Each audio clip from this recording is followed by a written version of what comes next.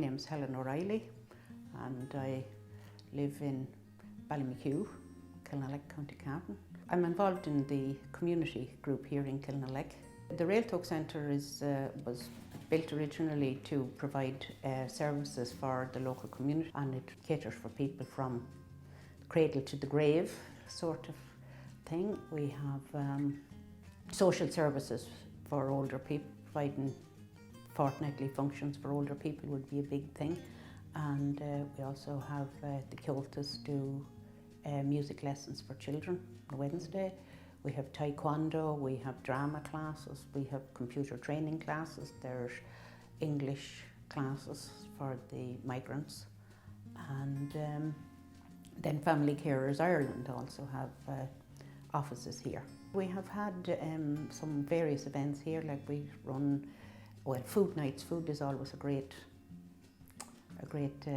breaker down of food and culture, and that we've had international food nights with people from the various communities bringing examples of their food, and including Irish food. And then we would have music concerts, Irish music concerts and that, which would be well attended by all. We would see art and cultural activities like dancing, sharing our culture and that as being a great way of breaking down barriers, because people's personal barriers are down when they're involved in social activities. Sports is also a great way to break down barriers. Sports Partnership have developed a Kilnalek activity hub here in Kilnalek, and we are currently carrying out a survey to see what sports and what activities in the gym facilities that are there that the migrant population might be interested in getting involved in. I was asked, a friend who actually worked in the mushroom industry asked me to help out a couple of people with problems that they had, and that then I became involved in helping people become an advocate or that for them around their work permits and that, and then it all just sort of grew. They used to come to my home. It was called the Embassy, and I was asked to, I would contact the department and I would speak with the employers, because back then there was a lot of fear around the whole permit thing and about challenging employers or that. Thankfully that has all changed now with the free movement with the EU and free movement, and that in this area here it is predominantly the Baltic states, the East European former communist states, that would form the biggest proportion of the immigrant population. There have been doctors and teachers, accountants, and all of the like of that. I have come across them, and they have been working in the mushroom industry, especially in the beginning, because the economies were so bad. Again, in the beginning it was mainly, we'll say, one member of a family would come here and make money to send home, and that is one of the changes I have seen in the last few years, that initially they were coming just for a short period to make money, set the family up at home, and to educate the children at home. But now I see more of the whole families coming to the area. In the last census, I think it was up on 34% of the population were non-Irish born. And the local school here, I think the estimate is that there would be approximately 40% of the school would be made up of either non-Irish born children or the children of non-Irish born parents. That population would contribute strongly to the maintaining of rural Ireland, because as I've said, 40% of the school, if you translate that back into teachers, you would lose probably a couple of teachers from the school if you did not have it. There was a lot of houses built in this area during the time of the Celtic Tiger, and then when the recession came, if the people who built those houses didn't have the immigrants to rent the houses, they would be unoccupied and probably, would have become ghost estates. But we don't have any ghost estates in Kilnalak. The lack of accommodation is a serious problem. Another serious problem is the lack of public transport. I know there is the local link public transport, but that needs to be developed a lot more, because people, they have to walk.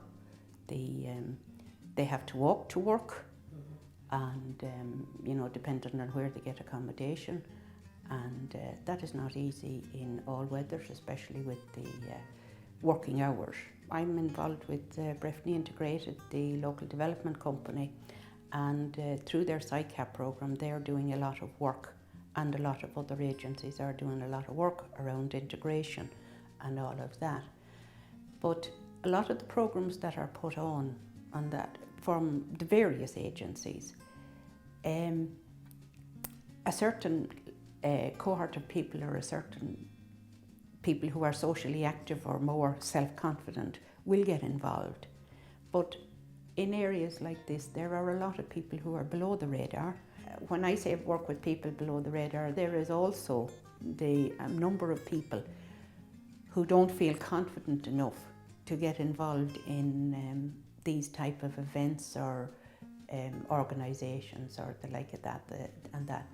And those people need more of a local involvement or a local connection to encourage them. Maybe in a way you need to sort of ask them to come to something, that it is like a personal favour to you that they come, and get them started, getting integrated and involved in that way. It is very important for people to have people they can trust, or that they build a trust and a personal relationship with you. I would be, through volunteering here in the Railtug Centre, I come across, people ask you to do help with social welfare, and all the applications, and that is a big factor. But there would also be a lot of things like helping enrol children in school, arrange interpreters when they have to go to a hospital. Just the everyday little things that we take for granted, that when you are a person from a different country, with a different language, you don't know the system, and these are huge milestones when you already may have a slight problem. Just, it is somebody that they can go to that will say, okay, well, I don't know, but I'll find out. And that's very important. In this area, it is, as I've said, it is mainly the Baltic states, the East European states, the Baltics, Bulgaria, Latvia, Lithuania, Poland, all of that area, and in Brazil there, or in Ballyjames-Duff, which is just up the road, there would be a very big Brazilian population, Brazilian and South African population, because of the meat industry. At the time of the work permits, again, they brought in people from those countries, which has resulted in there being big populations there now. And the Breffni Integrated is also working very much with them in organising English classes and helping them generally with issues and that. So I'm chair of the board of Breffni Integrated, and this is the local development company. And under their SICAP programme, the social inclusion programme, we work very much with an emphasis on integration that is integration of, like, Cavan has a lot of people who relocated from Dublin, Ballyjames-Duff and Virginia in particular, and Breffni Integrated would be working very much with them. We are also currently, you mentioned how there is the Cultural Champions in Monaghan, that programme where people would be trained up to be advocates and to work within their own communities, and working as a sort of a bridge with the statutory agencies.